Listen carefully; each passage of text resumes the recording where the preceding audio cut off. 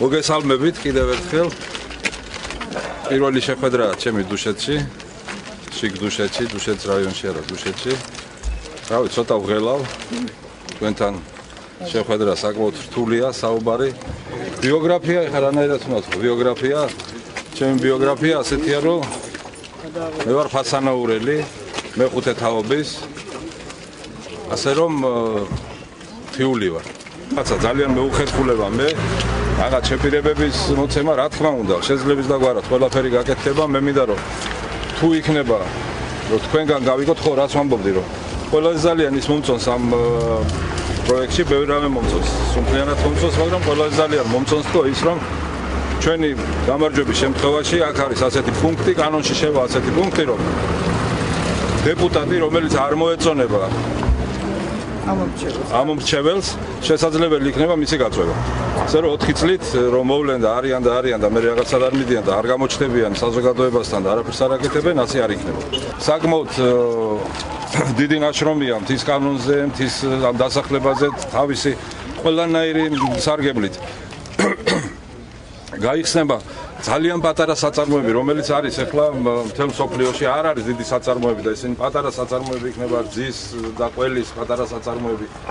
სოფლის მეურნეობაზე არის აქცენტი გაკეთებული. საარსებო მინიმუმი რაც იქნება, იმაზე მაღალი იქნება პენსია, რომ ადამიანმა შეძლოს ცხოვრება. მე არც ვაძლევ თავისუფლებას, არც ჩვენი ლიდერი არ აძლევს თავს იმის უფლებას, რომ რაღაც დაპირებები მოგცეთ ისეთი, რომელიც შესრულებასაც ვერ შევძლებთ ჩვენ. სხვებზე მეტი შეიძლება არა ვართ რაღაცით, მაგრამ ისტორიულად ჩვენ ვიყავით ღირსეული ადამიანები. მონები არ უნდა ვიყოთ ჩვენ, აღარ არის ის დრო. ამ წუთში ვარ. გამოვიდეს აქ.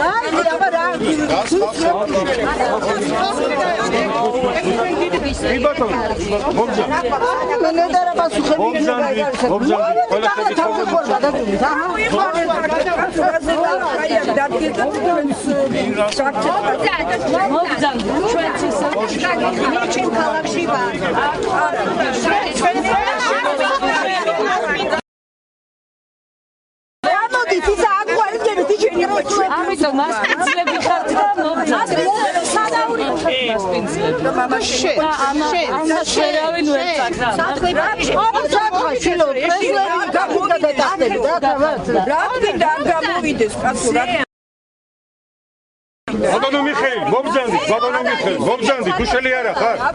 ხო, თქვენ კიდეც ის არო. მობრძანდით, რა ვიცი, დუშელები არა ხართ, მოისმინეთ, არ გაინტერესებს. ხო და არ არის პრობლემა, იმიტომ დეპუტატი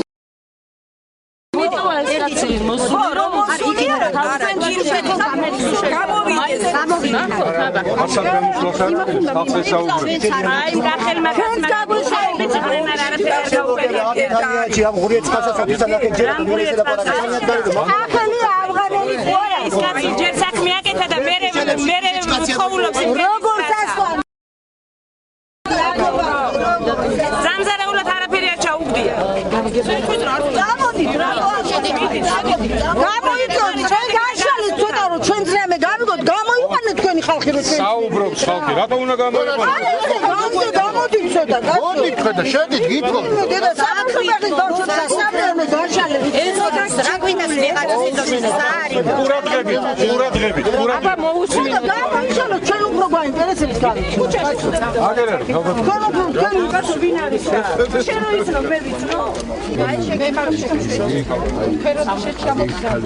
რამდენი გამწარებული დედა შემნაირი აი ესეთი შავებ დადებს რო ატარებს კითხვა ვიპასუხეთ ვინ არის პასუხგებელი ჩემი 25 წლის შვილი მიწას რო არის ამოფარებული და რამდენი დედა ჩემნაირად გამწარებული რომელმა დედამაც შვილი საფლავით კი არის ვინ არის მე ვარ დამნაშავე რუსები გაგიპასუხოთ სადაც თქვენი შვილი იბრძოდა იქ ვიყავი მეც მაგრამ მე გადავჭი და რამე და შეიძლება თქვენი შვილი გადარჩენილი ხო გეკითხებით ხო მე რა შევაშინე